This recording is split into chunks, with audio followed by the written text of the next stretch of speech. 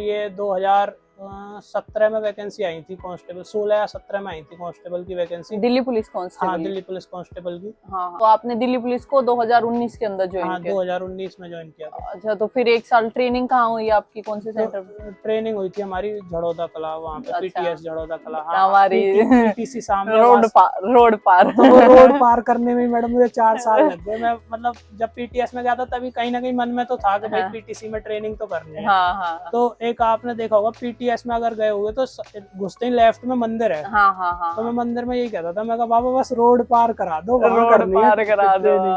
अब उस जर्नी को करने में, रोड को पार करने में 4 साल लग गए। हाँ। मानता हूँ ना कि सीपीओ का हैक क्या है। सीपीओ का हैक है प्री एग्जाम। हेलो एवरीवन, स्वागत है आप सभी का डिलीजेंट एसएससी यूट्यूब चैनल के ऊपर। आज हम दोनों हैं एक ही डिपार्टमेंट से। जी हाँ, इनका जो अभी रिसेंटली एसएससी सीपीओ 2022 का रिजल्ट आउट हुआ है, उनके अंदर इनका सिलेक्शन हुआ है। नाम है इनका विनय चौधरी और ऑल इंडिया रैंक इनकी रही है 25। ओपन से इन्होंने वैसे तो किया है, जो कंपटीशन है वो सिलेक्शन तो इनका ओपन से हुआ है, लेकिन ये दिल्ली पुलिस में पहले से कांस्टेबल की पोस्ट पे कार्यरत है।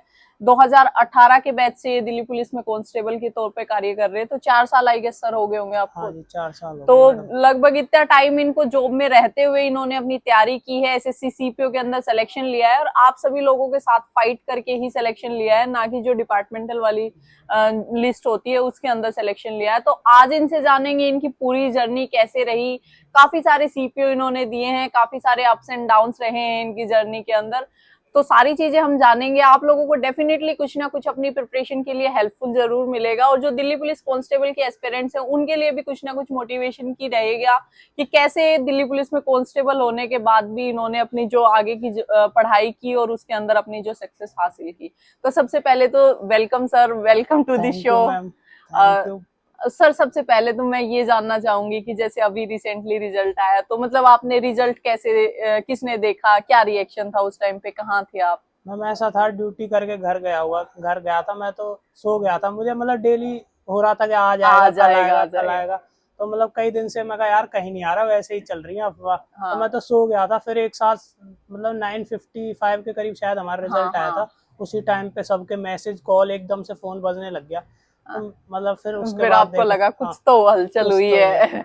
तो उसके फिर बाद आपने रिजल्ट देखा? हाँ, और इस बार ऐसा था कि मतलब मेरे को रोल नंबर भी याद था। तो हाँ। मेरे को मतलब ढूंढना नहीं पड़ा, वरना हर बार तो क्या एडमिट कार्ड ढूंढो वो ढूंढो, क्योंकि इस बार था नंबर भी ठीक थे। मैं कहा अच्छा, तो बस। एक्साइटमेंट अलग ही थी हाँ, कि मतलब। एक्साइटमेंट थी कि भाई मतलब बस फाइनल लिस्ट में वो दिल्ली पुलिस देखना था कि वो पोस्ट रैंक वो हाँ, होती है ना, पोस्ट कैटेगरी। कोड। हाँ, हाँ, पोस्ट कोड। ये अभी रिसेंट जो नए बच्चे हैं इनको काफी कंफ्यूजन हो रहा था जिस दिन रिजल्ट आया। मैंने अपने टेलीग्राम पे डाला कि मैम ये तो कुछ समझ ही नहीं आ रहा, ए बी सी डी क्या है, तो वो हम हाँ, समझ सकते हैं कि हाँ, हाँ, वो ए कोड हाँ, देखना होता। एक कोड ही था जो हाँ, बस। क्रैक करना था। हाँ, ए कोड देखना है बस अपने हाँ, नाम के आगे। हाँ जी। तो फिर उसके बाद आपने देखा कि रैंक भी इतनी अच्छी है, तो फिर मतलब कैसा था हाँ, रिएक्शन, या एक्सपेक्टेड था पहले से कि इतनी अच्छी होने वाली है? नहीं, तो एक्सपेक्टेड भी था कुछ तो, क्योंकि जैसे आजकल प्लेटफॉर्म है रैंक आईक्यू वगैरह, हम्म, इन्होंने मतलब सबने बता रखा था कि भाई इतने बच्चों के इतने हैं। हम्म, सब सर बच्चे आजकल इतने एडवांस हो गए, सबको ढूंढ लेते हैं, पता नहीं सबको कैसे। ढूंढ लेते कि हैं। हाँ, कैसे सबको, मेरे को कई ग्रुपों में ऐड कर रखा था। हालांकि हाँ। मुझे इतना टाइम नहीं मिलता था, ड्यूटी पे से एक्टिव तो नहीं रहता था। हम्म। पर ये है कि हाँ देख लेता था, उसमें सब डालते रहते थे भाई सोर्स से रिजल्ट अब आ रहा है, ये मेडिकल की डेट आ रही है हाँ। पहले ही। तो मतलब एक्सपेक्टेड था, पर इतना नहीं था कि 25 आ जाएगी। ये था कि हाँ अंडर 50 तो आ जाएगी। अच्छा, तो फिर रिजल्ट आने के बाद सबसे पहले किसको बताया आपने? रिजल्ट आने के बाद मतलब मैंने फिर सबसे पहले घर फोन किया। अच्छा। वैसे घर वालों को बताया, सब मतलब काफी खुश हो गए। एक टाइम पे तो इमोशनल भी हो गए थे हाँ, मम्मी तो, हाँ। कि भाई एकदम कि काफी टाइम से मेहनत कर रहा था। कई सीपीओ दिए भी थे मैम, हर बार कुछ ना कुछ कमी कम, की वजह से हाँ रह कमी की जाता। वजह से रह रहा था। हम्म। तो मतलब कभी 4 नंबर कम रह गए, कभी 9 नंबर कम रह गए, ऐसे दो तीन बार हो तो चुका। फाइनली जब अचीव हुआ तो एकदम से वो अलग ही हाँ मोमेंट मतलब था। एकदम मैं भी इमोशनल हो गया था मम्मी को बताने में, तो कि मम्मी हो गया फाइनली अब। हाँ, हो गया फाइनली। ये तो जो मतलब क्या आपका यही ड्रीम था कि एसएससी सीपीओ ही क्रैक करना है, हाँ, या? सीपीओ का ही था मैं मेन, क्योंकि फादर भी मेरे पुलिस में थे। तो मतलब कहीं ना कहीं ये था कि यूनिफॉर्म ही चाहिए और ये पुलिस में ही जाना है।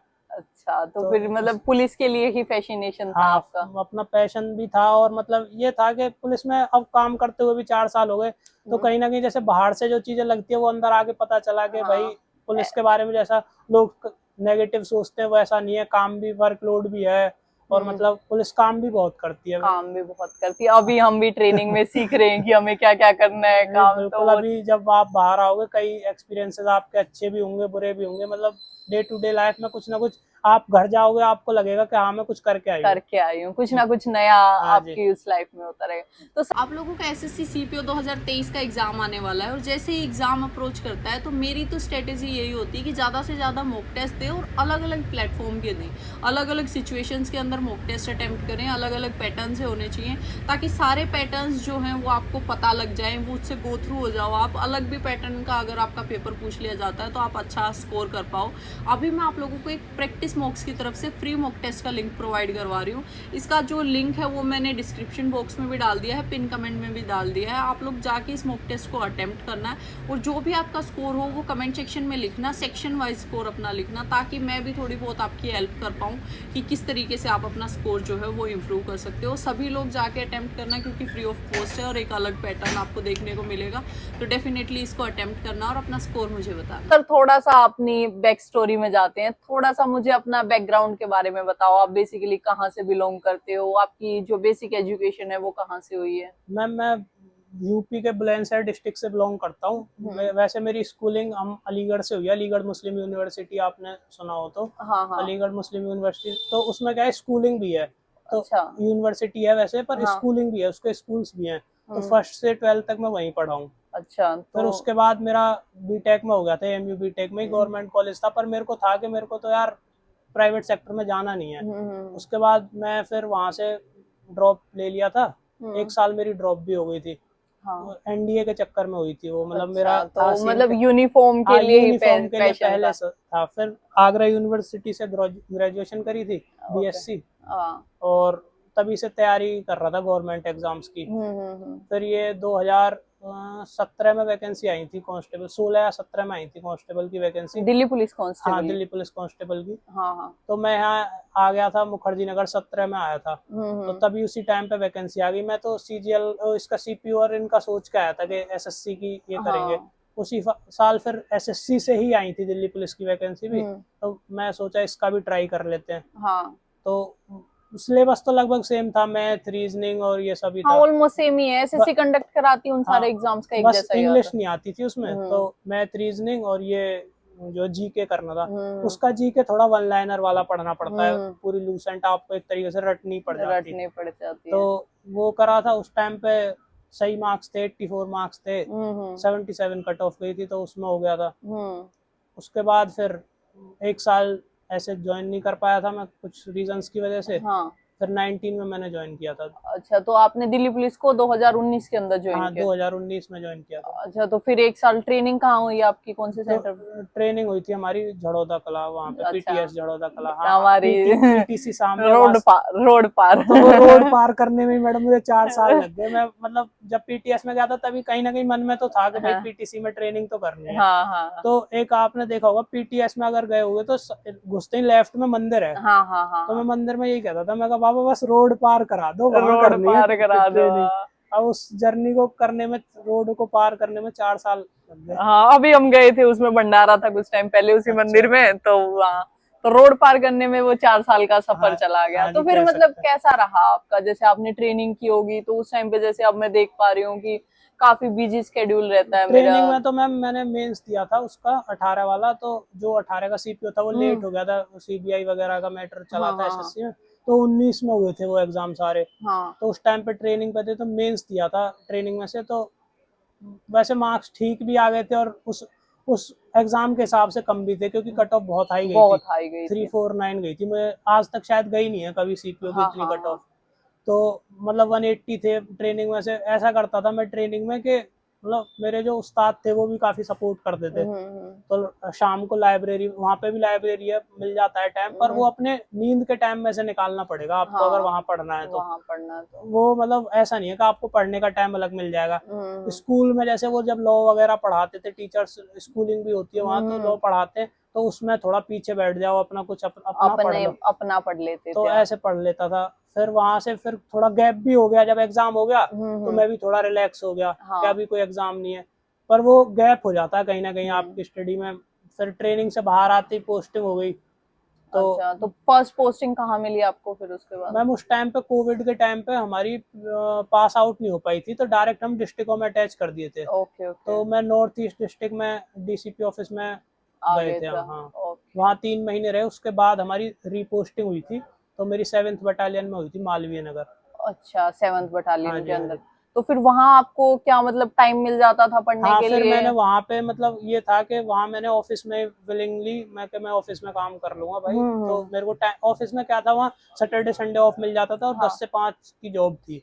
अच्छा तो मतलब एक टाइप से सिविल जॉब हाँ, की तरह से ही कर। सिविल जॉब की तरह ही थी। और मतलब सिविल जॉब क्या, पुलिस में मैम ऑफिस में भी ऐसा होता है कि ट्यूसडे को हाफ डे तक वर्दी पहननी है आपको, और हम्म, फ्राइडे को फुल डे, बाकी तो सिविल में भी जा सकते सिविल हैं। में भी जा सकते तो हो। 2 ही दिन यूनिफॉर्म पहननी पड़ती है, ट्यूसडे को हाफ डे तक और हम्म फ्राइडे को फुल डे।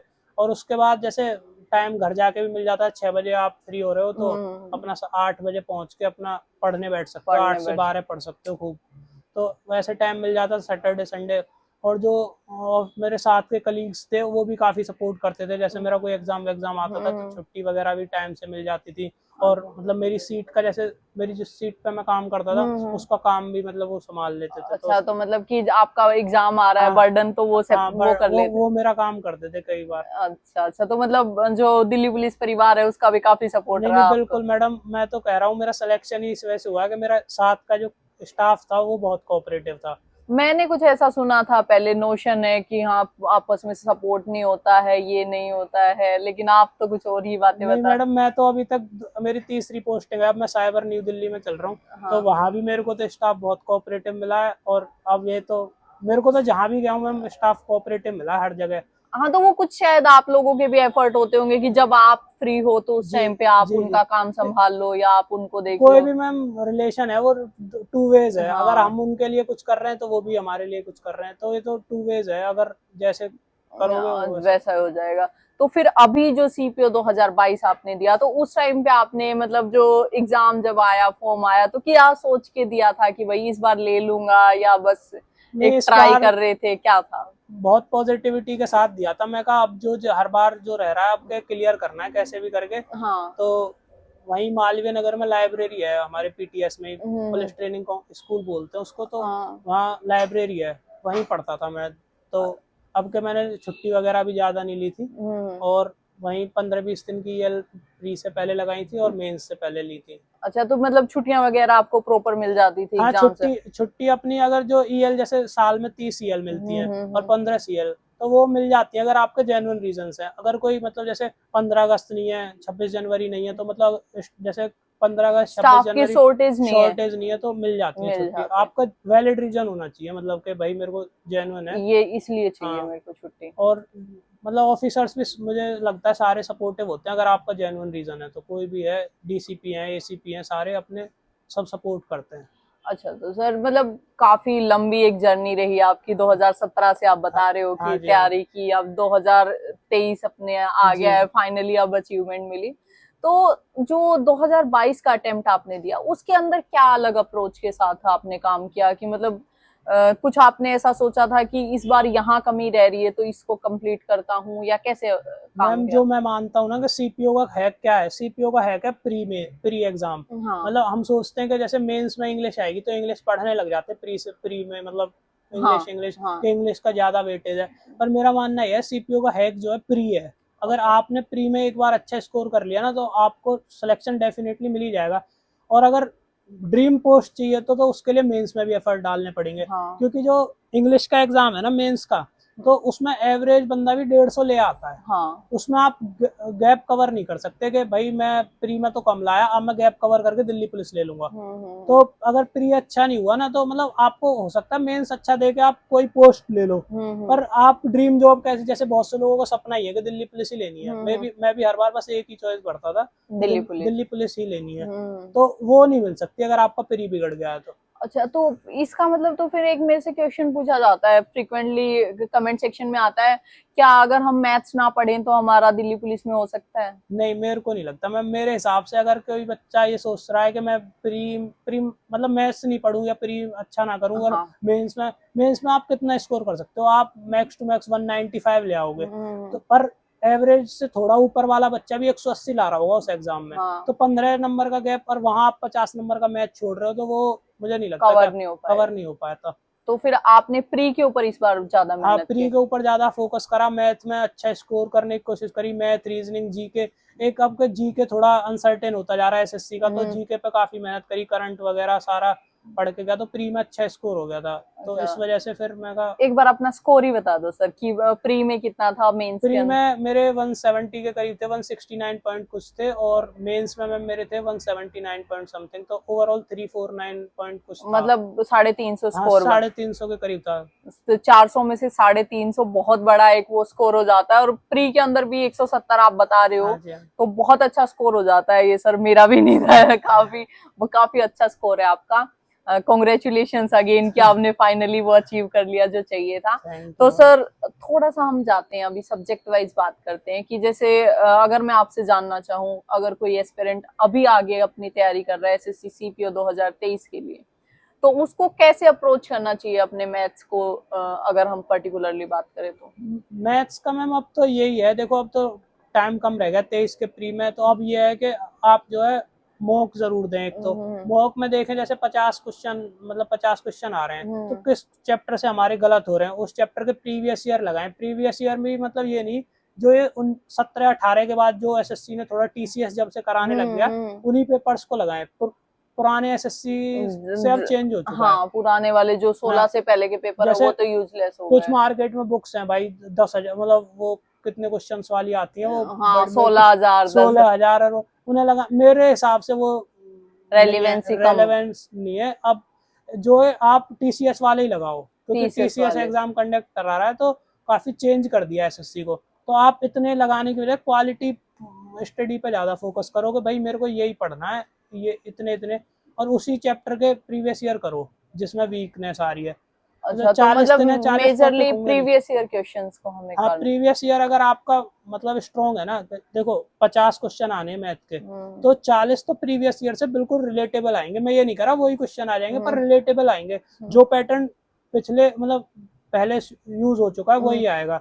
अगर 10 क्वेश्चन नए भी आ गए, और अगर आपकी 40 पर अच्छी कमांड है, तो उन 10 को भी ना, फिर जब 40 हो जाते हैं तो 10 भी कॉन्फिडेंस में हो जाते हैं। 10 में से 5 तो वैसे ही हो जाते हैं। 5 नए आ गए, वो सबके लिए नए। अगर आपका भाई मैथ अच्छा, पहले से ही मैथ अच्छा, तो उन्हें भी कर लोगे। नहीं ना भी हुए तो क्या दिक्कत है, 45 नंबर अच्छे है, मतलब मैथ में गुड स्कोर है। गुड स्कोर है हाँ जी। की आपकी। तो अगर हम इंग्लिश के बारे में बात करें, तो इंग्लिश को कैसे आपने टारगेट किया, कौन से सोर्सेज आपने फॉलो किए और कैसे आपने तैयारी की? इंग्लिश का मैम जो है ना, इंग्लिश का जैसे रूल तो सब कर लेंगे, रूल कर लिए सबने, भाई एरर छांटने ये करने, तो रूल पढ़ के आप एरर कर सकते हो। पर जो बेसिक अंडरस्टैंडिंग है ना, वो रीडिंग से आएगी मेरे हिसाब से। आपको ना अपनी या तो न्यूज़पेपर डेली पढ़ो, या इंग्लिश की कोई भी अच्छी बुक्स हैं उनको, मतलब मैं ये नहीं कर रहा नोवेल में तो लेमन लैंग्वेज भी यूज कर देते हैं वैसे, पर आप अच्छी बुक्स को पढ़ो, या न्यूज़पेपर ही सबसे बढ़िया मेरे हिसाब से। तो एक सोर्स प्रॉपर रीडिंग के लिए फॉलो करो, उससे आपकी बेसिक अंडरस्टैंडिंग इंग्लिश में अच्छी हो जाएगी। अगर आपको रूल भी, अगर कुछ मतलब एरर में भी अगर रूल नहीं मिल रहा है कि क्या रूल लग रहा है किस वजह से, आपको कहीं ना कहीं झिझक महसूस हो जाएगी वो पढ़ते में कि ये यहाँ, वो मैं बोलती थी कि ये ना जच नहीं रहा। वो वाला फील आ जाता है जब रीडिंग आपकी ठीक होगी ना, रीडिंग हैबिट होगी तो। और ऑफिस में भी, जैसे ऑफिस में भी काफी फायदा हो जाता था, जैसे हम लेटर बनाते थे, तो उसमें भी किसी के में वो है एरर है, तो वो भी मैं कर देता था। मेरे को सब ऑफिस वाले भी जैसे ले आते थे, बोला भाई एरर निकाल ले तू, अपना पेपर भी हो जाएगा, हमारे भी लेटर ठीक हो जाएगा। तो ऐसे भी इंग्लिश का रीडिंग के लिए जरूरी है। और इस वोकैब के लिए तो मैम एक वर्ड पावर करके बुक आती है बेसिक, अगर टाइम है तो। अब तो जैसे प्री के लिए एकदम से आप पढ़ो, तो अब तो ये प्रीवियस ईयर वोकैब रिवाइज कर जाओ सारी अपनी। पर लेकिन काफी सारे बच्चे 24 के लिए भी तैयारी कर रहे होंगे, तो उनके लिए, या फिर अपने मेंस के लिए भी आप कर सकते हो। वर्ड पावर करके एक बुक आती है, उससे जो है ना आपकी जो रूट वर्ड्स होते हैं ना, उस पर कमांड बन जाती है। आपको जैसे अगर वर्ड का एग्जैक्ट मीनिंग नहीं पता होगा ना, तो उसमें ऑप्शन से आप कर दोगे उसे कि हाँ इसका तो ये तो नहीं हो सकता, ये नहीं हो सकता, तो उससे काफी वोकैब आपकी सुधर जाती है। एरर के लिए तो यही है, कोई भी बेसिक बुक ले लो आप, जिससे प्लेन टू पैरामाउंट सब पढ़ते हैं, वो भी ठीक है, मतलब अच्छी बुक है, मैंने भी वही पढ़ी थी। प्रीवियस ईयर क्वेश्चंस भी आपने लगाए थे? हाँ इंग्लिश के? इंग्लिश के लिए एमबी पब्लिकेशन वगैरह की ये बुक आप यूज कर सकते हो। और एक एरर के लिए वो आती है अशोक कुमार की common error, mirror of common error. वो भी यूज कर सकते हैं। तो ये रही आपकी इंग्लिश के अंदर अप्रोच। रीजनिंग तो अभी तो शायद आप काफी टाइम से पढ़ रहे होगे, तो हैबिचुअल और रीजनिंग का मतलब ऐसा नहीं था कोई स्पेसिफिक बुक फॉलो करी है या कुछ, दिल्ली पुलिस के टाइम पे ही एक बार पढ़ी थी, तब से फिर रीजनिंग का क्या है ना, रीजनिंग का अगर आप मॉक देते रहते हो ना तो प्रैक्टिस में बनी रहती है, रीजनिंग के लिए कुछ नहीं पढ़ना पड़ता। बाकी एक दो टॉपिक थे, जैसे वो एक कैलेंडर वाला होता है वो रिवाइज करना पड़ता है, मेरे को करना पड़ता था, और एक क्लॉक का कुछ होता है जिसमें वो बताते हैं एंगल का, हाँ, तो कभी कभार क्वेश्चंस हाँ अगर उनसे आ आ जाते हैं जाते, तो। वैसे तो आजकल आ नहीं रहे, पर मेरे को इस बार ये था कोई कमी नहीं छोड़नी, तो मैं तो ये सारे टॉपिक लिख रखे थे रीजनिंग के भी कि ये रिवाइज करके जाने हैं। अच्छा, तो मतलब जिन जिन टॉपिक्स के अंदर आपको दिक्कत आती थी वो सारे आप नोट डाउन कर लेते थे? हाँ मतलब मैंने एक पहले ना हर सब्जेक्ट को रख के सिलेबस, मतलब मेरे को पता ही था, तो मैं कहा अगर इससे क्वेश्चन आ नहीं रहे पर आ गए तो मतलब सब चीज का मैंने वो बना लिया था कि ये मेरे को पढ़ के जरूर जाना है, मतलब हर बार जो पढ़ता था उससे थोड़ा चेंज करा कि मैं क्या नहीं कर पा रहा हूँ, क्या नहीं कर पा जो 7-8 नंबर की कमी रह रही है हर बार वो किस वजह से रह रही है, तो उस चक्कर में मतलब सब नोट डाउन कर रखा था पूरा एक अच्छा। डायरी में, मतलब कि ये अगर थोड़ा सा अगर आप बता पाओ तो जीएस के बारे में और थोड़ा सा बताओ सर, कि मतलब कौन से टॉपिक्स के ऊपर आपने ज्यादा फोकस किया, स्टैटिक जीके को कैसे किया, करंट अफेयर्स को कैसे किया आपने? जीएस जो थोड़ी पहले ही पढ़ रखी थी लूसेंट से करी थी, और फिर एक जो है करंट की वीडियो देखता था मैं मंथली वाली, डेली करंट पढ़ने का मेरे को तो कोई वो लगता नहीं है, हाँ यूपीएससी तो देना नहीं है क्योंकि हमें उससे बिल्कुल डीप, हमारे में क्वेश्चन डायरेक्ट आएगा कि भाई ये वाला प्राइज किसने जीता, ये प्राइज किसको दिया, तो मंथली करंट अफेयर्स पढ़ लो आप, उसकी वीडियो देख लो, मंथली करंट अफेयर्स की वीडियो आप 5-6 बार देख लो, एक मंथ की 5-6 बार देख लोगे तो, और ना ये जरूरत है कि भाई आप लिखो करंट अफेयर्स, ये वेस्टेज ऑफ टाइम है मेरे हिसाब से, कि जब बुक ही आ रही है तो मतलब क्यों ही लिखना ये सब चीजें। और स्टैटिक जीके के लिए मतलब कई बुक्स आ गई हैं, नोट्स वोट्स भी देते हैं, एक आभास सर हैं वो उन्होंने वो वो निकालते, कैप्सूल हाँ निकाल। कैप्सूल जी के कैप्सूल, तो उनसे भी मैंने मतलब लिया था। अच्छा, तो वो सारी चीजें की है हाँ आपने जीएस के अंदर। जी जी लूसेंट आपकी ऑलरेडी थी, तो बाकी जो चीजें हैं उनको आपने फोकस किया कि हाँ करंट अफेयर्स और स्टैटिक हाँ जीके जी को हाँ जी। अच्छे से किया। तो सर थोड़ा सा अभी मेंस के बारे में और बात कर लेते हैं। प्री का आपने बता दिया कि ये सारी चीजें हुई, मेंस के अंदर क्या कुछ अलग आपने किया? मेंस के लिए जैसे मेंस का तो वैसे मेरा वही स्कोर था जो हर बार आता था 180 के आसपास, कभी 2 नंबर कम आए थे, एक दो बार ज्यादा आ गए, जैसे 18 वाला मेंस थोड़ा इजी था उसमें ठीक आ गए थे। इस बार भी यही, मतलब एक तो मॉक डेली लगाना ही लगाना है, फिर एक ना मेंस के लिए जो है 2 घंटे इंग्लिश पढ़नी, मतलब बोरिंग तो है पर 2 घंटे इंग्लिश वही पढ़नी, तो उसके लिए प्रैक्टिस बनानी है, तो मॉक टेस्ट से ही बन सकती है, रीडिंग हैबिट होनी चाहिए, और मतलब स्क्रीन पे देखना ही है, मतलब मैथ में तो क्या है, जैसे मैथ सॉल्व कर रहे हो तो एक बार स्क्रीन पे देखा बीच में सॉल्व कर रहे हो, इंग्लिश में स्क्रीन पे ही देखना 2 घंटे, तो उस चीज का भी फर्क पड़ता ये है। चीज भी ये काफी छोटी इफेक्टिव छोटी है। बात है, मतलब एक्सपीरियंस मेरा इतना हो गया, तो मेरे को लगती थी कि यार स्क्रीन पे देख के ही, एक जैसे हम मॉक देते फोन में देने लग जाते हैं, फोन में भी फर्क पड़ता है, फोन और उसके टाइमिंग का, क्योंकि फोन में जब नेक्स्ट क्वेश्चन करोगे ऐसे कर दोगे, मतलब स्वाइप कर दिया नेक्स्ट क्वेश्चन आ गया, उसमें क्या है माउस को ले जाओगे वहां, एक एक 2-2 सेकंड एक क्वेश्चन पे लग रही है, 200 क्वेश्चन है, प्री के हिसाब से बता रहे हैं, मेंस में भी 200 है, तो भाई 200 सेकंड तो आपकी हो ही गई, और उसमें फोन में स्वाइप कर रहे हो, तो इस चीज भाई अपना कंप्यूटर पे ही दो, और उसी तरीके से उसी माहौल में बैठ के दो जैसे मॉक देना चाहिए, जैसे पेपर में होता है, ये नहीं एसी चला रहे हो, हर लैब में एसी नहीं मिलेगा, अपना गर्मी भी होगी, सर्दी भी हो सकती है, तो मतलब हर एनवायरनमेंट में बैठ के मच्छर भी हो सकते हैं, एक प्रैक्टिस होनी चाहिए कि आप एक्सक्यूज दोगे ना कि मेरा ये हो गया, 1 साल चली जाएगी एक एक्सक्यूज में। हाँ बिल्कुल। मेरे साथ जो मेरा सीपीओ 2019 का मेंस था उसके टाइम पे हुआ था कि जो लैब थी वो ये टीसीएस की लैब ऐसी हैं सारी, वो इतनी कॉम्पैक्ट सी लैब थी, और वो ऊपर से वो टीन लगी हुई थी उसके हाँ ऊपर, ग्रीन वाली शीट लगा रखी है कई और लैबों में। वो पूरी ऐसे वो बोलते हैं ना भपका बन गया। हाँ भवक रही थी। हाँ, तो वो वैसे पूरा ह्यूमिडिटी इतनी हो रखी थी कि मतलब ऐसे पसीने चल रहे थे तो भाई ऐसे। ये सब चीजें ना हम कंट्रोल नहीं कर सकते, भाई कैसा हाँ एनवायरनमेंट मिलेगा, तो अपनी प्रैक्टिस इस हिसाब से रखो कि भाई कैसा भी एनवायरनमेंट मिले, मेरा फोकस 2 घंटे स्क्रीन पर रहेगा और मेरे एग्जाम पर रहेगा, चाहे मेरे को पंखा दो मत दो, चाहे मुझे लाइट आ रही है सही से नहीं, हवा है कि नहीं, अपना 2 घंटे पूरा फोकस मुझे उसी पर रखना है।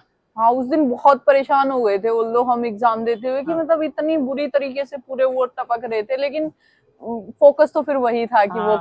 करना ही पड़ेगा। तो ये भी काफी अच्छी एक चीज निकल के आई कि हर चीज सिचुएशन में अपने आप को हाँ ढाल के रखो। नहीं, वो आपने 2 घंटे बेयर कर लिया तो उसका फिर रिजल्ट आपको पॉजिटिव मिला, आज आप कहाँ हो, आज तो मैं दिल्ली ये। पुलिस में हूँ। हाँ अगर नहीं कर पाती उसको, बहुत सारे बच्चे चिल्ला भी रहे हाँ थे, हाँ अगर उस सिचुएशन में चिल्लाते तो शायद कुछ और भी रिजल्ट हो सकता था उस टाइम बिल्कुल पे। बिल्कुल। तो सर, अगर अभी एक शॉर्ट में अगर हम बताना चाहें, जो 2023 के एस्पिरेंट हैं, तो उनके लिए उनको क्या चीजें ऐसी हैं जो उनको अभी करनी चाहिए, जैसे कि 40-45 दिन उनके पास में अभी हैं, तो कैसे वो सारी चीजों को टैकल करे कि उनका बहुत अच्छा वो स्कोर कर पाए 2023 के अंदर, और आगे भी अपनी जो ड्रीम जॉब है उसको अचीव कर पाए? मैम मेरा मानना है सबके अपने अपने अलग अलग वीक पॉइंट्स हैं।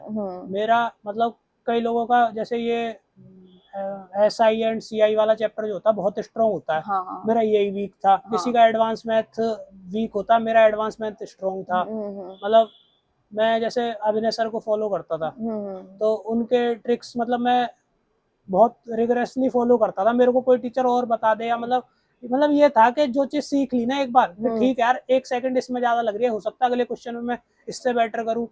तो अपना मतलब एक चीज पे स्टिक करके अपने अगर प्रैक्टिस करते रहोगे ना, अब आप रोज ये सोचोगे, क्योंकि अब आजकल कंटेंट इतना है ना, उससे भी नुकसान डिस्ट्रैक्ट है। हो जाते हैं। उससे भी नुकसान है, मैं एक चीज इससे सीख रहा हूँ, एक चीज इससे सीख रहा हूँ, तो उसमें भी नुकसान है। मेरा तो ये मानना है अपने वीक पॉइंट्स पे काम करो, जिस मॉक से ही वो पता चलेंगे वीक पॉइंट्स। और प्रैक्टिस एंड प्रैक्टिस मोर, एक अगर आपको तरीका पता चल गया ना मेरे क्वेश्चन ऐसे करना है, तो भाई उसी को इतनी प्रैक्टिस कर लो कि मैं 10 सेकंड में ही कर पाऊँ उसको।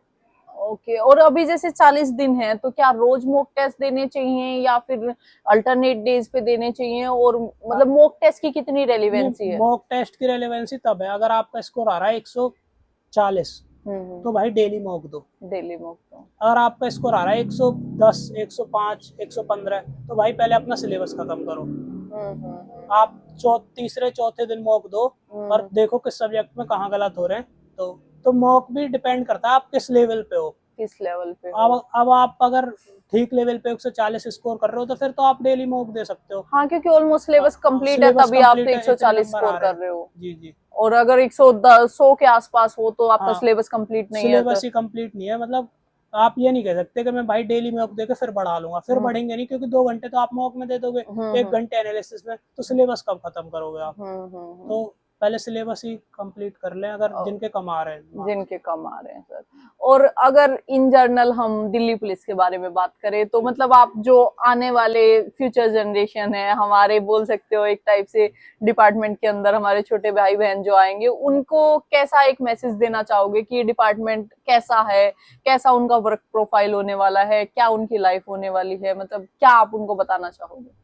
मेरा मानना ये है, अगर आप दिल्ली पुलिस में आते हो, मतलब एक बहुत अच्छी अपॉर्चुनिटी है। मेरे दिल्ली NCR वालों के लिए तो इससे बढ़िया, मतलब अगर UPSC कर रहे हो तो चीज अलग है, बिल्कुल अलग होगी। इस लेवल पे, ग्रेजुएशन लेवल पे, SSC लेवल पे कर रहे हो, दिल्ली NCR वालों के लिए बेस्ट है। अगर आपको कुछ करने का जज्बा है कि मेरे को समाज के लिए, इसमें ना आपकी पब्लिक डीलिंग है, आप पब्लिक को डायरेक्ट बेनिफिट पहुंचा रहे होगे। एक मैं कह रहा हूँ, जैसे आप इनकम टैक्स में कर रहे हो, उसमें भी आप गवर्नमेंट के लिए काम कर रहे हो या एक्साइज में काम कर रहे हो, और उसमें पब्लिक को डायरेक्ट बेनिफिट नहीं पहुंच रहा। पब्लिक, आप काम कर रहे हो पर पब्लिक को नहीं पता चल रहा ना आप क्या कर रहे हो। पुलिस में आप किसी का जैसे फोन छिन गया, तुरंत की तुरंत आप रिकवर करवा के दे रहे हो, तो उससे लोगों में मैसेज जा रहा है कि पुलिस हमारे लिए काम कर रही है, एक पब्लिक पे इम्पैक्ट पड़ेगा उसका। तो अगर आपको ये है, पसंद है लाइमलाइट में रहना है, और अगर मतलब सोशल काम करने हैं, लोग आपको जानेंगे भी, डेली की पब्लिक डीलिंग होगी, 10 लाइसेंस बनेंगे, तो मेरे हिसाब से बेस्ट जॉब है इस चीज के लिए। और मेरा पैशन भी यही था, तो मैं तो खुश हूँ। सर, एक थोड़ा सा पावर के बारे में और मुझे बताओ कि बहुत मिसकंसेप्शंस हैं, कोई बोलता है बहुत पावर है दिल्ली पुलिस के पास में। हाँ पावर है, पावर है, IPC CRPC की पावर है, अगर आपको नॉलेज है, आप बाई लॉ कुछ भी मतलब, पर ये है पावर का मतलब ये नहीं है कि आप भाई मिस यूज कर दोगे। पावर आपको IPC CRPC की है ही। अगर आपको लॉ अच्छे से आता है तो उसके अंदर रह के आप कुछ कर सकते हो। उसके अंदर रह के कुछ कर। और अगर आप पब्लिक में जैसे आप निकलते हो, अभी एज ए आप कांस्टेबल जा रहे हो या आपके साथ में सब इंस्पेक्टर्स भी होंगे, तो उनकी कैसी एक इमेज है सोसाइटी के अंदर, कैसा लोग? इमेज तो ना, ये खाकी जो कलर है ना, इसकी इतनी मतलब इसमें है, हाँ पावर है। इससे मतलब है कि आप 20 लोगों में भी खड़े हो ना, तो मतलब आप अलग दिखोगे। अलग देखो। और इसीलिए मतलब कहते हैं कि जैसे आपने वर्दी पहन रखी है ना, तो मतलब आपको अपने बिहेवियर पे और उस पे रखना पड़ेगा, क्योंकि लोग आपको नोटिस कर रहे होंगे जब भीड़ में खड़े हो गए आप, 10 लोग आपको देख रहे होंगे, तो आपको अच्छे से बिहेव करना, अपनी इमेज, पुलिस की भी इमेज बनानी है, लोगों के दिल में जो अगर कोई वो है नेगेटिविटी तो उसको भी सुधारना है, क्योंकि अब हम ही लोग तो हैं फ्यूचर जनरेशन दिल्ली पुलिस के, या दिल्ली पुलिस का आगे का भविष्य हम लोगों पे ही तो निर्भर करेगा कि हम कैसा बिहेवियर करते हैं, पब्लिक हम पे तभी तो भरोसा करेगी। तो अपना बिहेवियर पब्लिक में वो बहुत कंट्रोल करके रखना पड़ता है। ओके सर, तो मतलब आपकी तैयारी की, दिल्ली पुलिस के बारे में काफी सारी हमने बातें की, बहुत अच्छा लगा आपके साथ में बात करके। और वैसे मैं भी इसी डिपार्टमेंट में हूँ, लेकिन आपसे काफी कुछ मुझे जानने को मिला डिपार्टमेंट के बारे में। अभी बिल्कुल हम तो बडिंग स्टेज पे हैं, ट्रेनिंग कर रहे हैं, आपको 4 साल हो गए डिपार्टमेंट के अंदर।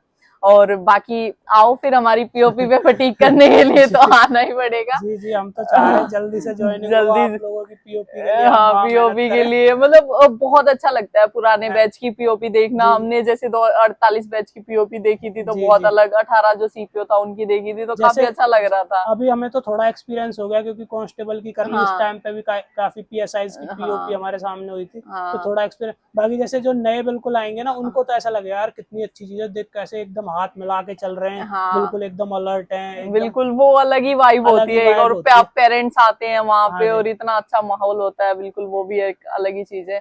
बाकी सर बहुत अच्छा लगा आपसे मिलके, thank you so much for thank you coming ma'am. Here. बहुत हेक्टिक स्केड्यूल के बाद सर ने अपना टाइम निकाला है, थाने के अंदर पोस्टेड है सर, साइबर के अंदर, तो बहुत ज्यादा काम होने के बाद भी सर आए। Thank you so much thank sir. You ma'am, thank